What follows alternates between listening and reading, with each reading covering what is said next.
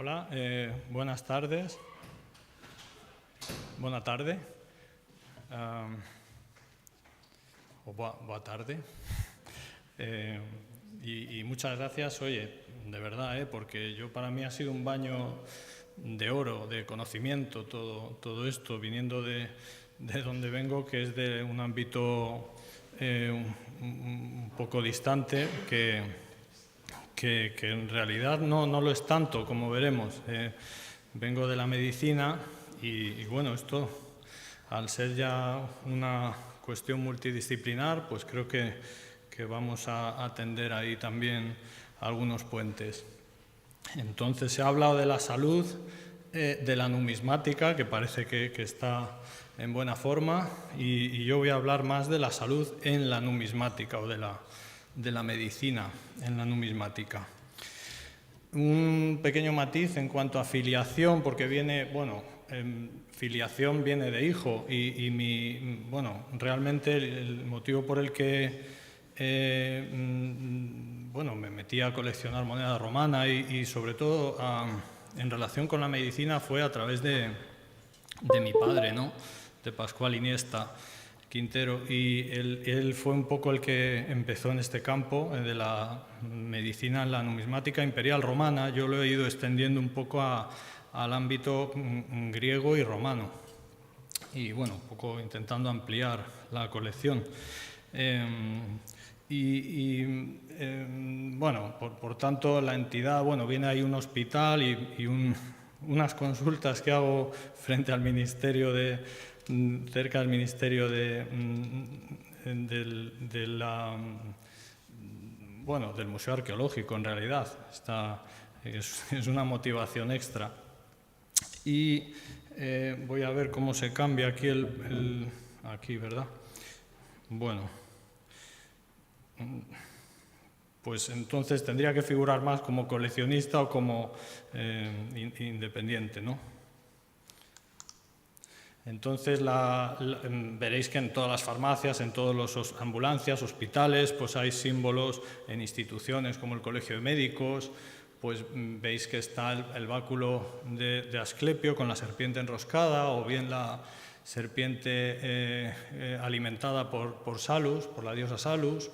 Y bueno, pues en España pues son más bien las ambulancias verdes y amarillas, pero esta, por ejemplo, americana, pues vemos ahí el báculo, ahí la farmacia, y aquí tenemos una moneda de Hipócrates, que fue el padre de la medicina, y de hecho el juramento hipocrático, que todavía se lee en las facultades cuando empezamos la carrera, hace alusión a los dioses de la medicina, que van haciendo acto de aparición en las monedas romanas y griegas.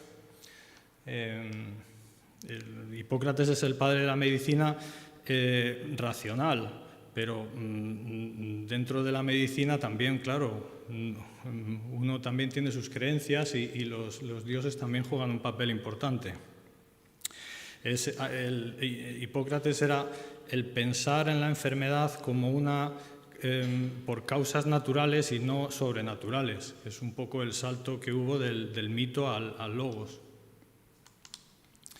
Aquí Asclepio probablemente fue un médico que practicó en la región septentrional de Tesalia y luego se convirtió en leyenda. Dicen que a partir de la 7ª generación es difícil distinguir el mito de realidad. Y él luego trascendió, se decía que era hijo de Apolo y de la mortal Corónide, y que parece ser que más allá de curar enfermedades, pues se dedicó también a resucitar a los muertos. Y como consecuencia de eso, pues se quejó Hades, que estaba perdiendo clientela en los abismos, y Zeus pues se lo cargó con un rayo, ¿no? Cuenta la mitología. Pero Apolo lo recuperó para el Olimpo y se convirtió en un semidios. Lo vemos aquí, por ejemplo, en un tetradracma de Atenas del siglo II a.C., en fin, y luego ya en toda la monedación posterior romana. Cuenta la leyenda que en el año 293 hubo una gran epidemia, pues como la que hubo en Atenas en época de Tucídides, en las guerras del Peloponeso, y en esa epidemia convocaron a una expedición procedente de Epidauro, que estaba encabezada por el dios de la medicina, transformado en serpiente, que luego, como cuenta Ovidio en la Metamorfosis, volvió a transformarse en figura antropomórfica, en Dios. Aquí vemos en Exergo cómo pone ya a Esculapius, que es la forma romanizada de Asclepio. Epidemias hubo, pues sí, hubo pandemias como la que tuvimos recientemente aquí, pero claro, diezmando mucho más la población, pues por la falta de higiene, etc. Y aquí en una epidemia que hubo en época de Lucio Vero, que era coemperador de Marco Aurelio, ambos eran pacientes de Galeno, de uno de los padres de la medicina, precisamente, un médico, una asclepiada, que era como se llamaban a los médicos procedentes de Grecia, que iban a ejercer a Roma, eran muy apreciados, lo mismo que los médicos judíos eran muy apreciados en el Islam, paradójicamente. Entonces era así. Pues, en este caso, pues Galeno fue cirujano de los gladiadores y bueno, pues Lucio Vero perdió la vida en esa epidemia. Luego hubo otra epidemia, Cipriano, donde invocaron deidades como Apolo. Aquí vemos a Quirón, que fue el que, según la mitología, formó a Asclepio en el arte de la medicina. Aquí está el Asclepeion, representado en una moneda de Pérgamo de Caracalla, donde se practicaba la incubación, que consistía en pasar la noche en el templo de Asclepio y durante el sueño se producía la curación. Luego en monedas romanas también hemos visto pues deformidades de emperadores, como se dice que había una distonía, un tortícolis de Claudio, o el gigantismo, así es más evidente, en Maximino, la acromegalia. Higia, Higia, la higiene, cobra mayor trascendencia en el mundo romano. En el ámbito romano se extiende a la sanidad pública, salus pública. En moneda republicana, esta de la familia Acilia, fueron precisamente ellos los que dicen que, o reclamaron para sí, el haber sido los primeros en traer al primer asclepiada griego. De más tardía incorporación, Telesforo, que lo vemos aquí en el centro con el gorro frigio, es el dios de la convalecencia, para cuando ya se recupera uno de las enfermedades. Lo vemos aquí entre Asclepio e Higia. Ya en las plantas medicinales pues tenemos el silcio o la serpicio, que es una planta que se acabó consumiendo y desapareciendo porque era tan demandada como panacea. Ya acabando a lo largo del siglo IV ya, y con Teodosio I desaparecen ya las divinidades paganas y son reemplazadas. Aquí vemos una reproducción bizantina del siglo XII del juramento hipocrático, donde no están ya presentes las deidades paganas. Son sustituidas por el crismón, el cristograma. Y dejarlos ya, por último, con un posible vuelo de la imaginación, pensando que estas monedas áureos, denarios o sestercios de Marco Aurelio, del emperador filósofo estoico, paciente de Galeno, pues quizá pasó de una mano en otra, y que podemos tener la posibilidad de tener una en nuestra mano en estos días. Muchas gracias.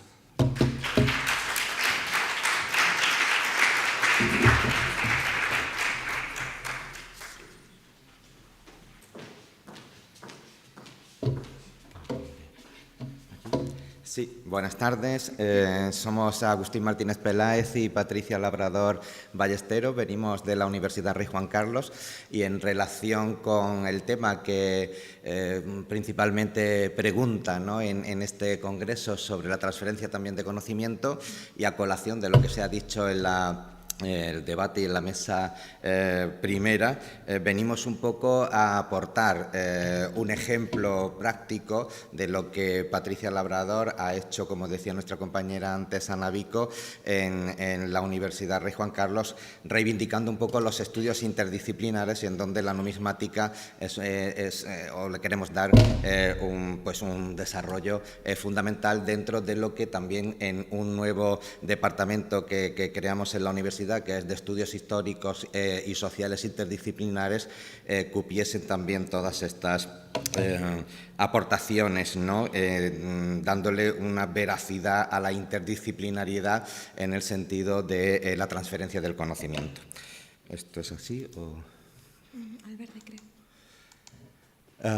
Bien, entonces nosotros lo que queríamos, como decíamos, proponer aquí los resultados que hemos ido dando a conocer ya a través de las distintas publicaciones, congresos, seminarios, jornadas y sobre todo tesis doctorales como la que realizó Patricia Labrador en torno a la iconografía, numismática, historia y también la demanda coleccionista, pues porque como se ha visto y se ha unado en la conferencia anterior, nosotros principalmente creemos que desde la universidad somos quizás el nexo de unión que parece ser que no llegaban a un acuerdo en la mesa anterior, ¿no? Yo creo que la universidad puede hacer mucho por unir a los coleccionistas, por unir al ámbito privado, al ámbito de lo público, a las instituciones, organizaciones, y solamente necesitamos una cosa: dinero.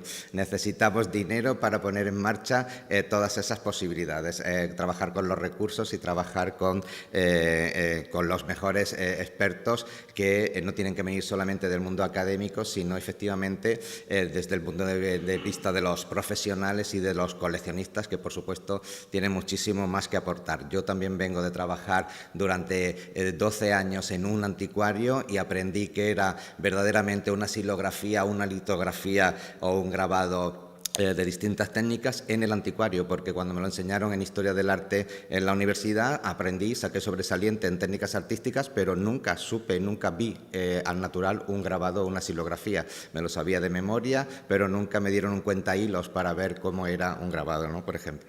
Bien, en ese sentido nosotros reivindicamos un poco esta información que nos aporta las monedas, ¿no?, desde el punto de vista para trabajar pues con los compañeros que estudian políticas, económicas, etcétera, y vemos que el enlace o el hilo conductor sería la moneda, pues encontrándonos con información política, datos cronológicos. Por lo tanto podemos hablar también con geógrafos, con historiadores, con tantos otros compañeros, por ejemplo, que tenemos de filosofía, antropología, religión, teología, etcétera, porque la moneda también nos aporta todos estos tipos de datos, y luego también esta parte económica, en donde si separamos, que también nos enseñaron en Historia del Arte, que todas estas cuestiones comerciales, los historiadores del arte vemos la estética y la belleza, y que los coleccionistas o los anticuarios veían solamente la economía y el valor económico y no la sensibilidad estética. Nosotros reivindicamos que eso no es cierto tampoco y que podemos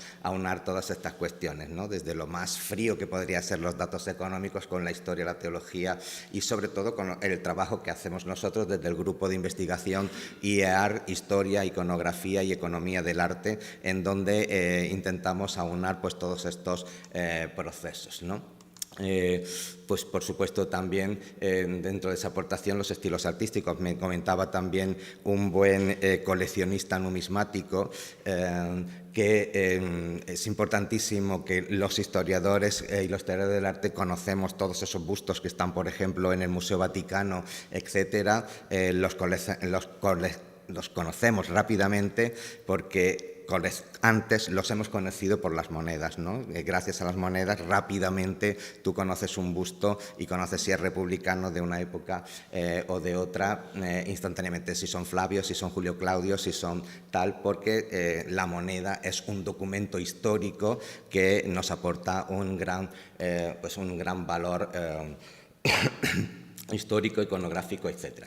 Nosotros, desde el punto de vista, como decimos, de la transferencia del conocimiento, estamos intentando, a través de nuestro grupo de investigación, fundamentalmente, pues, centrarnos en este eje, como decimos, en el que relacionamos la historia, la iconografía y la economía del arte en estos tres registros, fundamentalmente, ¿no? La parte histórica, la parte de la preservación del patrimonio, que también trabajamos con todos los compañeros desde el punto de vista de la conservación y restauración de patrimonio, y su puesta en valor en el ámbito del turismo, por ejemplo, que también era otro concepto agresivo. El turismo es agresivo para el patrimonio, no contribuye a la conservación del patrimonio, ¿no? En esos términos generales que nosotros queremos desechar para aunar también en este concepto de investigación que todo esto es posible. Y luego, por supuesto, también la parte económica, que es fundamental y que nos aporta también, gracias al coleccionismo privado y a las instituciones públicas y privadas, pues que se pueda investigar muchísimo más sobre estas cuestiones. Por último, dejar por mi parte lo que estamos trabajando y las publicaciones que hemos hecho entre, bueno, los tres compañeros que estamos aquí, Ana Vico, Patricia Labrador y yo mismo, Agustín Martínez, con otros compañeros, pues, de las publicaciones que se han hecho, pues, desde el 2023, con el trabajo de Patricia Labrador fundamentalmente, el de Ana Vico con Paula de la Fuente, también relacionados, pues, con temas en donde la numismática es el eje principal vertebrador de los trabajos sobre el gusto coleccionista, la iconografía, la historia y otros temas como la propia, bueno, temas religiosos o económicos, etcétera, ¿no? Son las distintas aportaciones un poco más actualizadas que tenemos en este sentido, y os dejo con mi compañera Patricia para que os ponga un ejemplo también de la metodología que utilizó en su tesis. Porque no queríamos que esto fuese demasiado extenso, entonces tampoco me voy a entretener. Hemos elegido una imagen que es muy conocida, muy representativa, que es la representación de la propia diosa Roma en la moneda, ejemplificada en un áureo de Vespasiano. Nosotros defendemos que la moneda no es solamente una moneda, tiene detrás toda una dimensión histórica. No se representa a Roma porque sí, sino que vemos que, por ejemplo, sus primeras representaciones vienen ya desde el siglo III a.C. Vamos a ver en la diapositiva siguiente un ejemplo de una moneda del siglo III después de Cristo, y la diosa Roma se sigue representando en la moneda. Tiene una dimensión religiosa, igual que aquí se representa a Roma. Es verdad que en un contexto quizá un poquito más militar, pero también mitológico, pero no podemos estudiar la moneda de Roma como solamente algo romano, sino que aquí también tenemos que ver esa relación, pues quizá con esas monedas también tan conocidas de Augusto, con la Tique y Orontes, que tienen esa faceta de ser las protectoras de la ciudad de Roma. En este caso, toda la dimensión iconográfica, cómo se representa a Roma, por qué se representa así a Roma, por qué lleva unos escudos, por qué lleva la loba, por qué lleva las águilas alrededor, por qué lleva ese casco frigio. Una de las primeras cosas que Agustín nos dijo en clase hace ya tiempo es que nada en el arte se hace por amor al arte. Entonces todo esto tiene su explicación y su porqué. Tiene una dimensión literaria, y es que esto no se queda en la moneda, sino que también, por ejemplo, podría haber puesto también las Metamorfosis de Ovidio, pero en Virgilio se nos cuenta por qué son los romanos los que tienen derecho a gobernar el mundo, y eso se representa también, por ejemplo, en su moneda y en representaciones como la de a Roma. Y la dimensión numismática, por qué se hace en un áureo, a quién va dirigido ese áureo, en qué momento se hace, a nombre de quién, porque la hace Vespasiano, pero a nombre de su hijo. Todo eso son dimensiones. Tampoco me quiero entretener mucho por temas de tiempo, en el paper estará más expandido, pero todo ello tiene su explicación. Es una representación hiperconocida, la vemos en el Arapacis. Esta imagen es mía de hace 2 semanas. En un sestercio también Herón ya la representa de una forma mucho más parecida como lo hace Vespasiano, pero es que, como os decía, Heliogábalo en el siglo III después de Cristo sigue representando a Roma, sigue manteniendo sus atributos, porque lo hace de una forma muy concreta, muy determinada, con un significado, y que todo esto luego los coleccionistas también valoran mucho a la hora de fomentar y de hacer crecer sus colecciones, de darles un hilo y un sentido a las monedas que adquieren, a las monedas que dejan ir, porque las colecciones no son eternas, como hemos visto en algunos casos anteriores. Y con esto me despido y muchísimas gracias.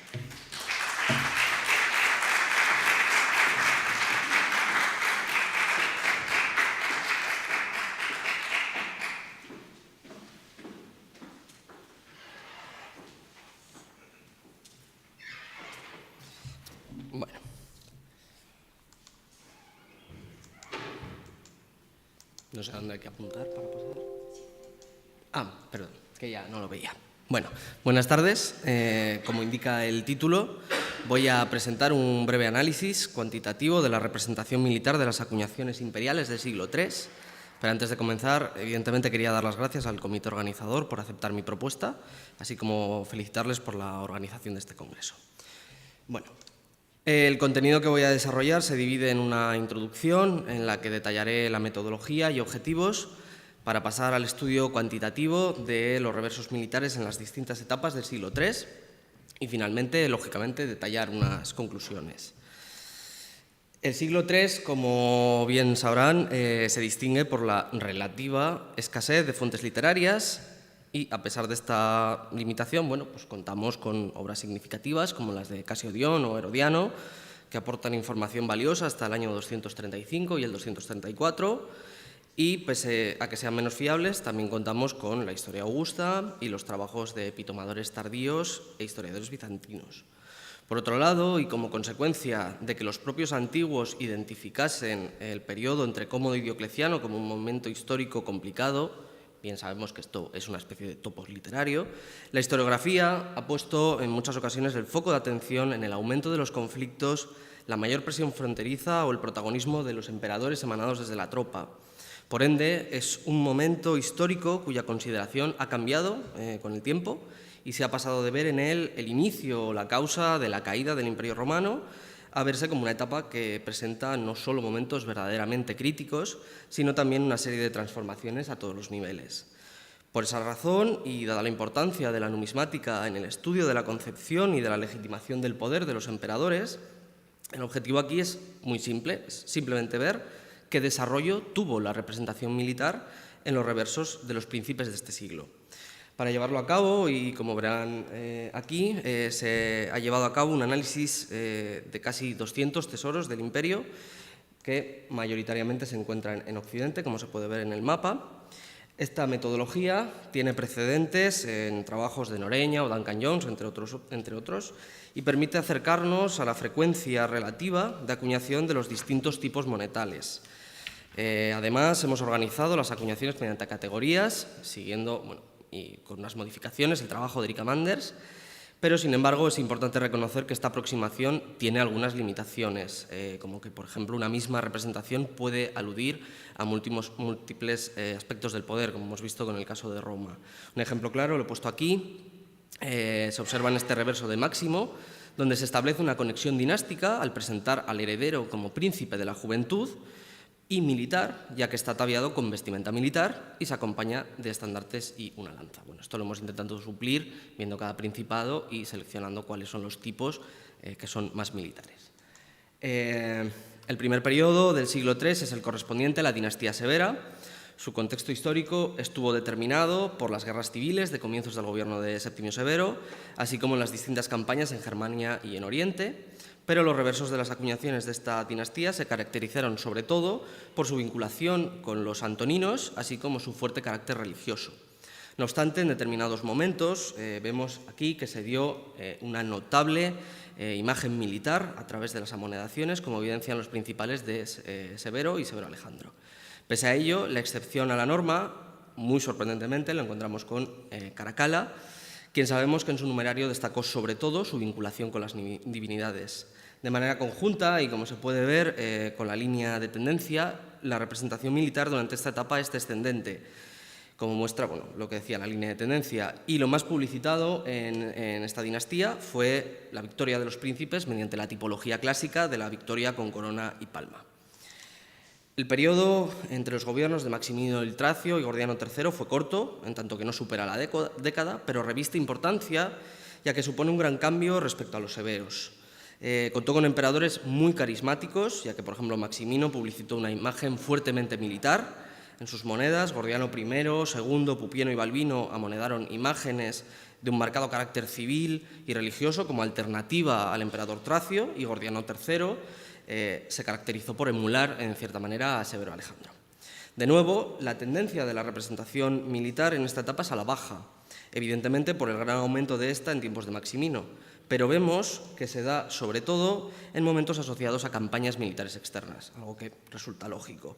Lo interesante aquí es que ya no era la victoria lo más mostrado en los reversos de las acuñaciones de este periodo, sino la figura militar del príncipe y la fidelidad de las tropas como consecuencia de los conflictos internos del momento y sobre todo también del carácter militar de Maximino. Las grandes crisis del siglo III comenzaron a finales del gobierno de Filipo el Árabe debido a la mayor presión fronteriza de godos y persas y se dan, según la historiografía actual, hasta el final del gobierno de Galieno. Esto tenía que ver tanto con el aumento de las hostilidades en todos los frentes como también el incremento de las usurpaciones de poder por vía militar o la independencia de algunas partes del imperio. Como consecuencia, el contexto, lógicamente, influyó en el carácter militar de las acuñaciones en gobiernos, como vemos, por ejemplo, de Decio, donde se alcanza el punto más alto en porcentaje de todo el siglo III. No obstante, y sorprendentemente, el resto de los emperadores de este periodo no publicitó una imagen tan militar como en momentos anteriores. Lo interesante es que la línea de tendencia, en este caso, nos muestra un leve descenso en la representación militar durante esta etapa, aunque vemos particularidades en cada uno de los príncipes. A nivel tipológico, vuelve a llamar la atención que se vuelve a acentuar la acuñación de reversos dedicados a la victoria y fruto del carácter militar de estos emperadores, la virtus se alza como la parte más importante de la representación militar de esta etapa. El último periodo del siglo III y antes del establecimiento de la tetrarquía es el correspondiente al de los emperadores ilirios, identificado como un momento de recuperación de las crisis precedentes gracias a las campañas exitosas en el limes y la reunificación por parte de Aureliano de los territorios independizados en la década anterior. De nuevo, asistimos a emperadores emanados desde la tropa, lo que acentuó los reversos de carácter militar. En este sentido, se observa que las amonedaciones se militarizaron de manera general, en tanto que se acrecentó la imagen militar del príncipe en reversos que antes no tenían este cariz. Esto se aprecia en la vinculación a determinadas divinidades, en los reversos que publicitan su papel como restitutores o también en el aumento de las imágenes de los príncipes ataviados como soldados o abatiendo enemigos. El análisis de los reversos de esta etapa presentes en los tesoros, que no había puesto lo del contexto, muestra que la representación militar generalmente superaba el 30% de las amonedaciones, pero en conjunto y de nuevo, otra vez se observa una tendencia descendente en esta etapa. En cuanto a lo más representado, en la etapa de los emperadores ilirios, se aprecia que la victoria es sustituida por la fides, por lo que lo más publicitado en conjunto fue la virtus de los emperadores y la fidelidad de las tropas. Sin embargo, pese a todo esto, si observamos de manera conjunta el periodo comprendido entre Septimio Severo y Numeriano, se puede determinar claramente que a lo largo del siglo III la representación militar en los reversos de los emperadores experimentó un aumento gradual, a pesar de que cada subperiodo, como hemos visto, muestra una tendencia descendente. Esto último se debe a que cada división historiográfica que hemos hecho del siglo III comienza con una crisis que provoca un incremento en las amonedaciones militares seguido de una disminución. Y al analizar los subperiodos de manera aislada, se evidencia esta dinámica de crisis y recuperación. Sin embargo, cada periodo tiene sus propias características, algo que se puede apreciar muy claramente en el caso de la dinastía Severa, donde se ve muy bien esas fluctuaciones entre ascensos y descensos de la representación militar. De nuevo, confirmamos que la tendencia general durante el siglo III fue a aumentar la representación militar, a lo que debemos de sumar también la generalización de mostrar a los príncipes con atributos militares también en los anversos, algo que se aprecia ya desde tiempos de los severos, pero que se acentúa claramente durante los emperadores ilirios. Por todo ello, lo que podemos concluir es que en cada etapa del siglo III se observa una tendencia descendente de los reversos de carácter militar, siempre dependiendo del contexto histórico y del desarrollo de cada principado. Sin embargo, al aunar las divisiones del periodo, vemos que se produce un aumento paulatino de la representación militar en las amonedaciones del siglo III, a lo que hay que sumar ese aumento en los atributos militares de los anversos. Todo ello tiene, lógicamente, una relación con el contexto político-militar de cada emperador, como pueden ser las campañas llevadas a cabo, la presión fronteriza de cada principado, las usurpaciones que acontecen o las campañas militares. No obstante, pese a todo esto, consideramos que se trata de una aproximación que depende de futuros estudios, ya que es necesario ampliar el enfoque cronológico del análisis para comprender mejor este ascenso y observar qué sucede con el resto de la imagen imperial en el numerario. Evidentemente, porque si aumenta la imagen militar, otro tipo de aspectos presentarán un descenso. Muchas gracias.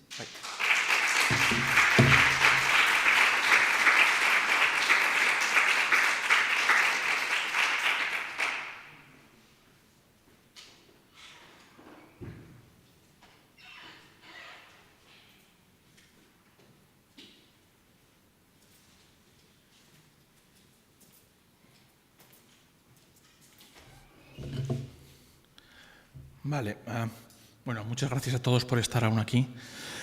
Voy a intentar no pasarme de los 10 minutos y voy a hablar de una temática, como se ve en el título, las silicuas africanas a nombre de Honorio, una nueva visión sobre su cronología de producción y circulación.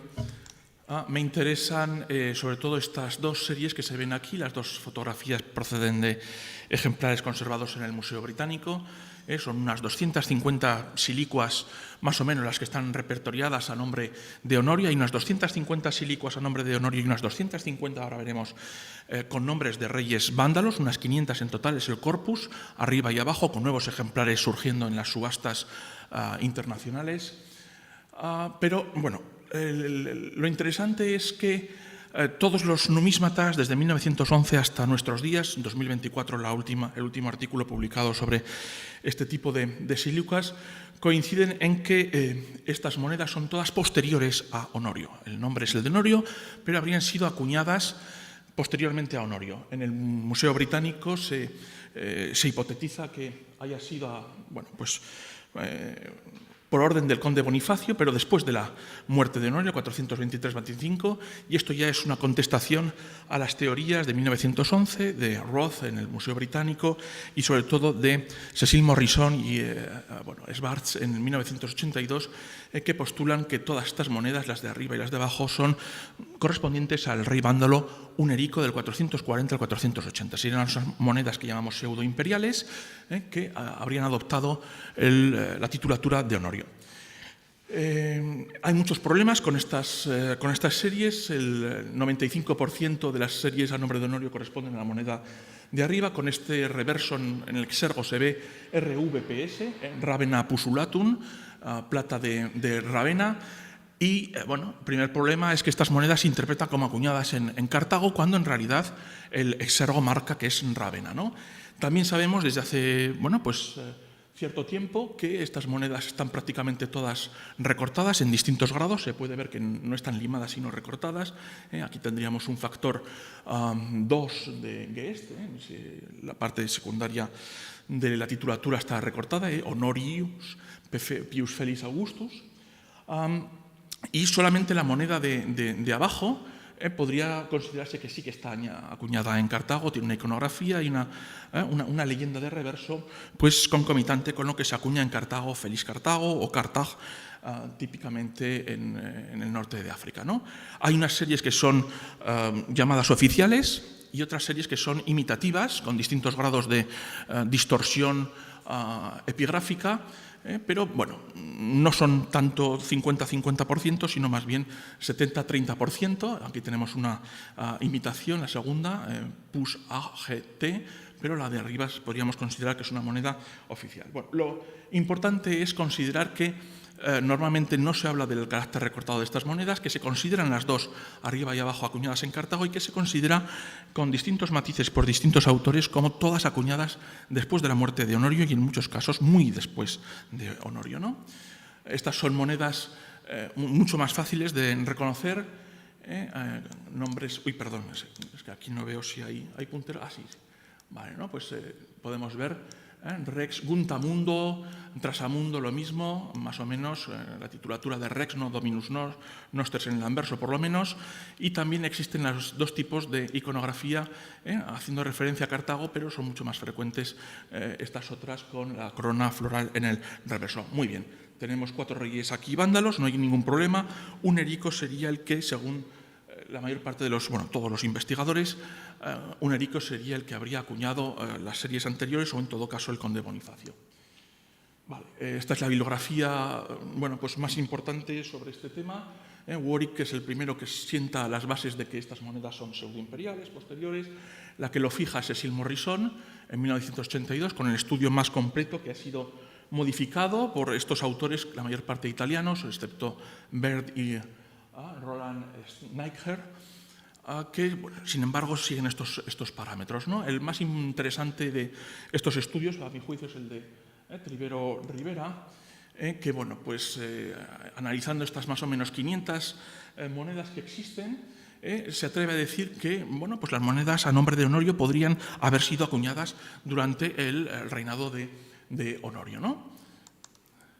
Vale. En su estudio, a partir, ella lo dice, de un tesorillo supuestamente encontrado en el norte de África, no sabemos si este tesorillo es real o no, llegó a una subasta parisina a partir de un comerciante, y allí ella aprovechó para publicar lo que se sabía a partir de este tesorillo y de las colecciones en el Británico, en Estados Unidos, en París, porque casi todas estas silicuas están conservadas en museos, excepto las que han salido, corresponden a hallazgos, excepto este supuesto tesorillo, aislados.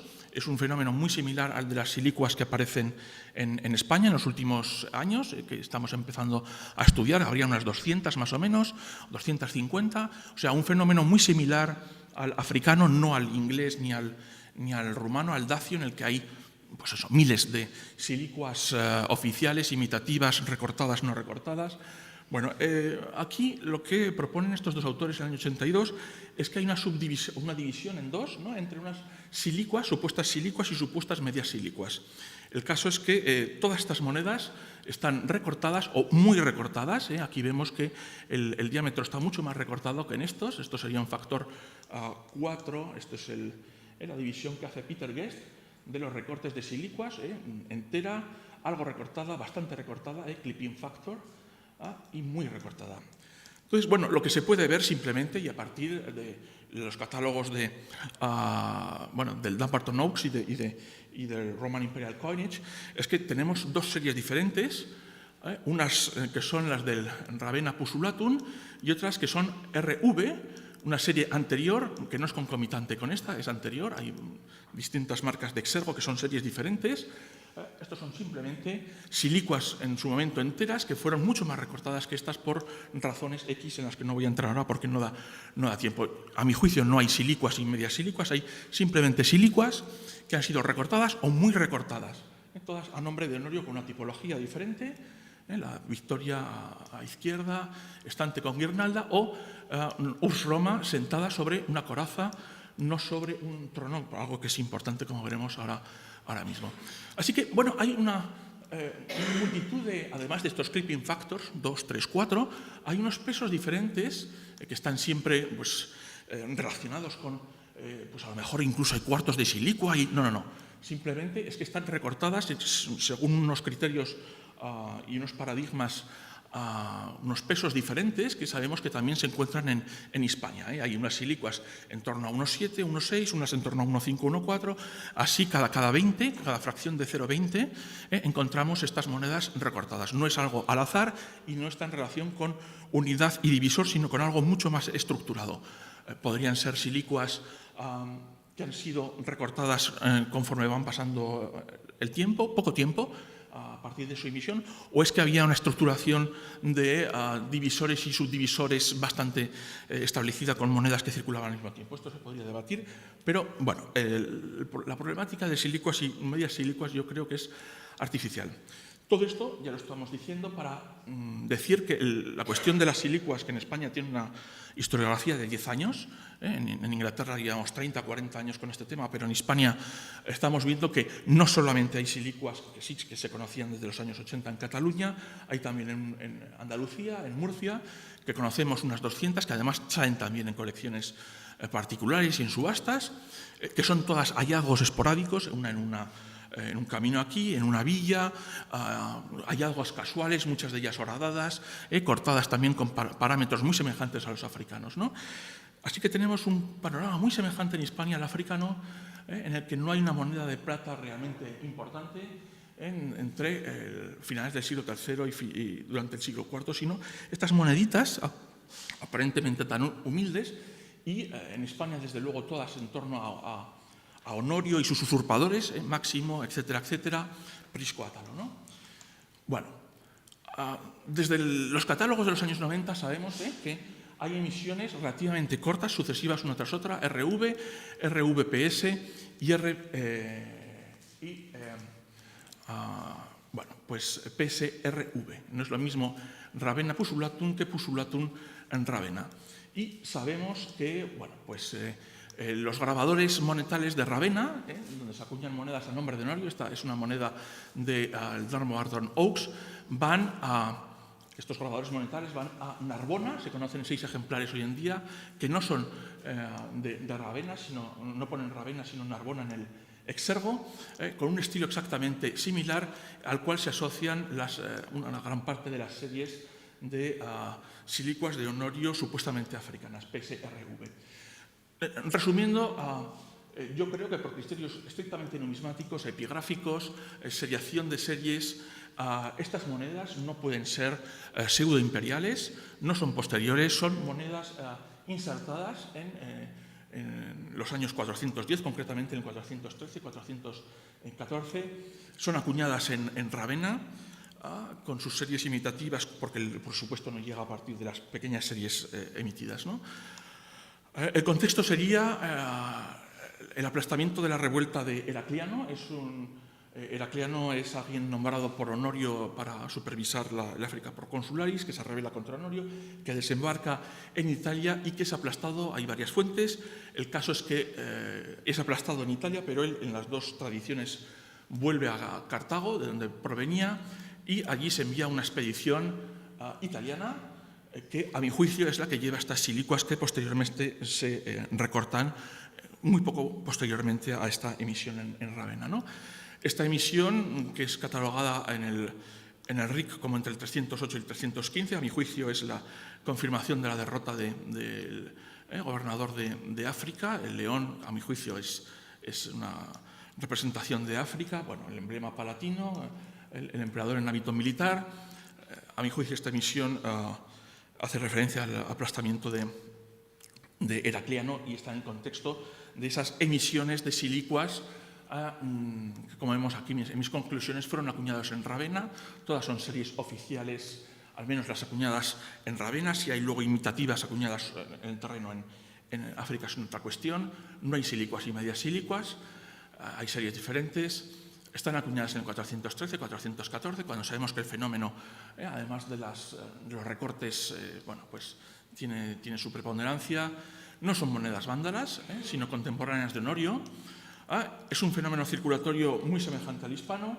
Y las series en honor a Cartago, estas que hemos visto al principio, si se recuerda, con el año cuarto, no sería el año cuarto vándalo, interpretado en muchas, desde Roth y con Cecil Morrison, sino que probablemente celebran la victoria de Honorio en el año 416. Los romanos cuentan los dos, el principio y el término de los años, 413, 14, 15, 16. En el 416 se celebra un gran triunfo en Roma.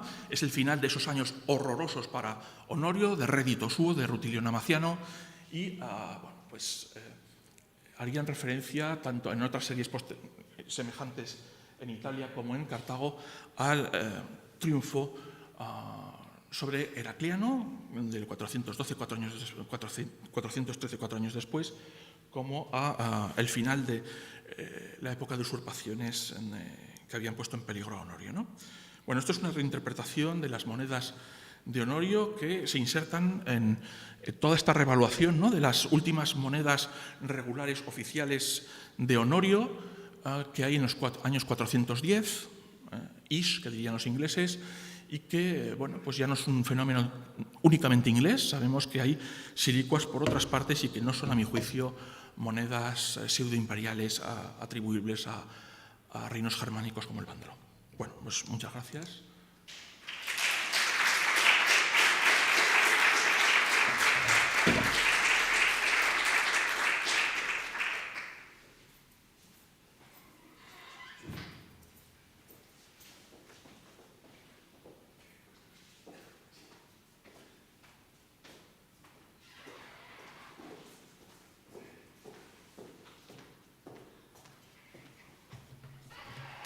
Bueno, muchas gracias a todos los comunicantes por sus interesantes aportaciones.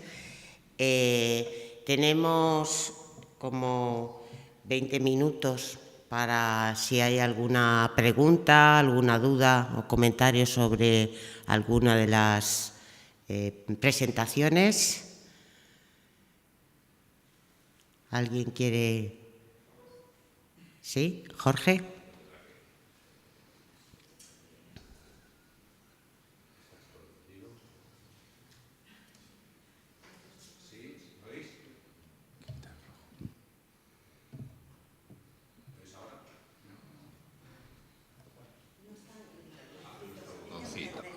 Vale, ahora sí que... Bueno, como lo tenemos fresco y a mí Fernando me ha dejado con la duda, pues quiero saber si nos puede decir si hay algún tipo de interpretación para este fenómeno del recorte de las silicuas, ¿no? Si hay alguna idea que obedece, si es a nivel local o si es algo más general, o si es una orden dada desde el poder. Así que, bueno. Vale, es una cuestión controvertida en la que los ingleses están dando vueltas desde hace años, ¿no? Pero existe un acuerdo casi general últimamente en que es algo desde el poder. Porque estas monedas, pues como en el 17 hispano, ¿no? En los resellos de estas cosas que se retiran y se vuelven a poner en circulación unas monedas con un valor determinado por parte de la superioridad, estas monedas se recortan según unos parámetros que no son aleatorios, que parece que están, pues eso, o funcionando distintas sílicuas recortadas al mismo tiempo con distintos valores, o habiendo disminuciones progresivas muy rápidas, porque parece que estas monedas se recortan muy poco después de ser acuñadas y que son empleadas primero en unos circuitos en los que no hay suficiente moneda, el aprovisionamiento desde un principio se hace con unos presupuestos cortos, de ahí luego las emisiones pues imitativas, etcétera, etcétera, y para unos circuitos, vamos a decir, bastante controlados y próximos al poder, simplemente ejército, pero no porque esto sea la calderilla de los soldados, esto serían las últimas emisiones en plata de estos pagos tradicionalmente en plata en el ejército romano, ¿no? Para poca gente, estamos hablando de que se considera que esta gente que va aplastar a Heracliano y que son 500, 1000 individuos, no mucho más. Y bueno, pues tanto en Inglaterra como en Hispania hay Máximo, en Barcelona, o Prisco Átalo, que sabemos que también se recorta en Jovino, todas las monedas recortadas aparecen en Jovino, en Andalucía, todas están en contexto, bueno, pues en puntos clave. Las monedas de Jovino aparecen en Antequera, aparecen en el Estrecho, las monedas de Prisco Átalo también son las miguitas de Pulgarcito, desde Barcelona hasta el Estrecho, o sea, los dos puntos clave de Hispania, ¿no? Y aquí estamos en la región que más le importa al poder, a Italia, que es África, ¿no? El África proconsular, y a mi juicio el segundo lugar con más concentración de silicuas recortadas, que es África, pero a una gran distancia de Inglaterra, ¿no? Pues está en relación con el jackpot, el botín más importante para Roma, que es África, ¿no? Pero, bueno, hay muchas derivadas de esto, pero hay muchos que pensamos que estas monedas no van para cualquier tipo de soldados, sino que serían tropas incluso británicas, romano-británicas. Esa sería la gran cuestión después. ¿Son estos los soldados de Constantino III, de Jovino, que emplea Constancio III en aplastar rápidamente a Heracliano? Yo me inclinaría a pensar que sí, porque el fenómeno de las monedas recortadas es un fenómeno que aparece en Britania, donde están por miles, ¿no? Y luego aparece pues, en el sur de la Galia, en Cataluña y en lugares en los que sabemos que hay presencia de Geroncio para abajo de soldados británicos, romano-británicos, ¿no? Entonces, bueno, a mí me gusta asociar estas monedas a un contexto del 413-14, cuando sabemos que aún hay romano-británicos por aquí danzando, tanto en Hispania como en África, ¿no? Ahí está la carta de Honorio, que dice que sí, que en Pamplona son tropas británicas, o la reutilización por parte de Constancio III de soldados británicos. Esa sería una cuestión en la que ahora ya me he metido, ¿no? Pero desde luego yo creo que está por parte del poder, y que también las monedas imitativas están hechas por parte del poder en los campamentos militares y que no son el que tiene necesidad y no sabe qué hacer, pues se dedica en la herrería local. No, está hecha desde dentro. Bartolomé Mora. Bueno, Fernando, también para ti. Al hilo de lo que has comentado, que estas monedas tienen un carácter oficial, inoficioso o, digamos, privado, ¿cómo quedaría el tema de la ratio con respecto al solidus aureus y al bronce, al numbus?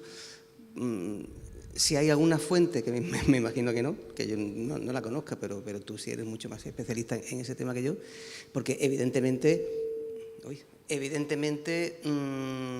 si yo tengo una silicua y ahora me dan una pieza cercenada, pero oficialmente, como no solamente los precios, sino con respecto al intercambio en oro, que se supone que sigue siendo, el metal amonedado o no principal, y con los numis, mis broncetitos, que son los que a mí en verdad, como son más pobres, soy lo que más me interesa. Entonces, eso, ¿qué opinión tienes tú sobre esa interrelación? Porque si una cosa, en teoría, son silicuas, ni medios ni cuartos, y pesa mucho menos, la ratio de valor sobre el solidus aureus, que se mantiene más o menos estable, no puede ser la misma.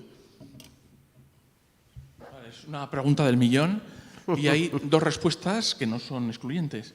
La primera es que estas monedas, tanto en Hispania como en África, en Hispania seguro, pero en África también parece, aunque los hallazgos son descontextualizados, aparecen con monedas de bronce. Estos no son tesoros ingleses en los que aparece la plata y el oro, sino que aparecen estas monedillas y la moneda de bronce, numi.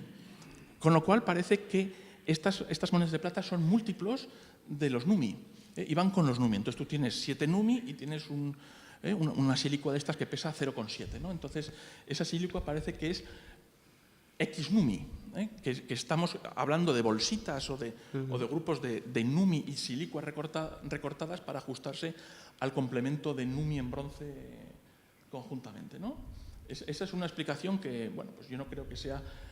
En ambiente, digamos, campamental. Por ejemplo, en un ambiente urbano, seguramente esas piezas no tendrían ese mismo valor y se utilizarían las silicuas normales, ¿no? Yo siempre llamo esto monedas tipo casino, ¿no? Que son fiduciarias y que van en un ámbito... Exactamente. Entonces, esa sería la primera aproximación. La segunda es que, como he dicho, y no estoy seguro, puedes interpretar estos cortes que parece que están cada 0,20, se ven muy bien también en Hispania, como que o son devaluaciones muy rápidas, o yo creo también que podrían haber funcionado al mismo tiempo, ¿no? Al menos una parte de ellas. Pero yo creo que estas monedas no circulan recortadas o muy recortadas, no funcionan durante 30 años. Han debido funcionar pues, después de su emisión o al mismo tiempo de su emisión, cuando ya deben recortarse, 2, 3, 4, 5, 6 años, 7 años, quizás hasta el 420, pero no mucho más. Entonces, bueno, aquí hay también un problema de plata que se relaciona con el fenómeno del hack silver. ¿Por qué el hack silver, o sea, los trocitos de plata cortados, empiezan a ser importantes ahora? Y además hay silicuas que ahora estamos sabiendo, que es que hay silicuas recortadas en Noruega, en Dinamarca, en el norte de Irlanda. Que eso es pero es que Constantino III y esta gente debe tener gente de todas partes. Pocas, o sea, deben tener 300 de aquí, 200 de allá, pero tienen un ejército multinacional muy importante, ¿no? Entonces, bueno, pues el fenómeno de hack silver para mí es la continuación en Occidente de la desaparición de las silicuas. Y entonces tienes trocitos otra vez de 0,20, 0,40, 0,60, que aparecen sobre todo pues, en Dinamarca, pero también en otras partes, que también es un fenómeno bastante nuevo, o al menos investigadoramente pues, está ahora empezando a tratar, ¿no? Pero que es la continuación o a veces contemporáneo a estas silicuas, ¿no?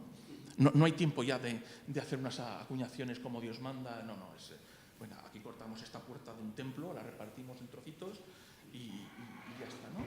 Pero bueno, es un tema que están haciendo, en el que nos estamos dando cuenta de que Una cosa es Britania con sus grandísimos tesoros de silicuas y otra cosa es toda la periferia de Britania, en la que cuenta pues, el norte de África, cuenta Hispania, cuenta Dinamarca, cuenta Noruega, y que bueno, pues las silicuas recortadas son mucho más interesantes, monedillas antes despreciadas, como tú sabes, me has mostrado algunas, que están muchas agujereadas también, o sea, que tienen todo tipo de mutilaciones, pero desde luego son monedas oficiales. O sea, yo no tengo ninguna duda de que son monedas oficiales y desde luego en el caso africano no son monedas de un erico ni son monedas pseudoimperiales, son monedas de honorio. Marta, ¿querías preguntar? ¿No? ¿Alguna otra pregunta? Bueno, pues yo quería preguntarle a Adrián, porque me ha parecido tremendamente sugerente, cómo se puede utilizar, evidentemente, la iconografía para hacer este estudio con respecto a los pesos de determinados tipos monetales en determinados periodos. Entonces, la pregunta era si comparativamente con otra iconografía utilizada durante el siglo III, hay realmente ese despunte de iconografías de carácter militar frente a otras. Vale, es una pregunta interesante, pero yo creo que es un poco complicado de responder, porque sí que yo, por ejemplo, a lo largo de la tesis lo que he visto es que se nota mucho el cambio tipológico entre las etapas con las que tradicionalmente hemos dividido el siglo III. Sí que lo que he puesto de ahora se publicita más la victoria, ahora se publicita más esto o lo otro. Hay un despunte de algunos tipos en detrimento de otros. No siempre tienen por qué ser de la misma categoría, sino que a lo mejor puedes encontrar príncipes que acuñan muchísimo con la representación de él como soldado, como es el caso de Maximino, y con una representación de divinidades completamente ausente. O sea, el problema yo quería ver un poco la tendencia secular, pero el problema de esto es que al final hay que hacer un análisis de cada principado con el contexto, porque es muy complejo verlo todo general. O sea, además va cambiando todo, pero sí, cuando hay un despunte, desciende otra cosa. O sea, es relativo, o sea, es equitativo. Bien. No sé si te he respondido. Sí. Vale. Muchas gracias.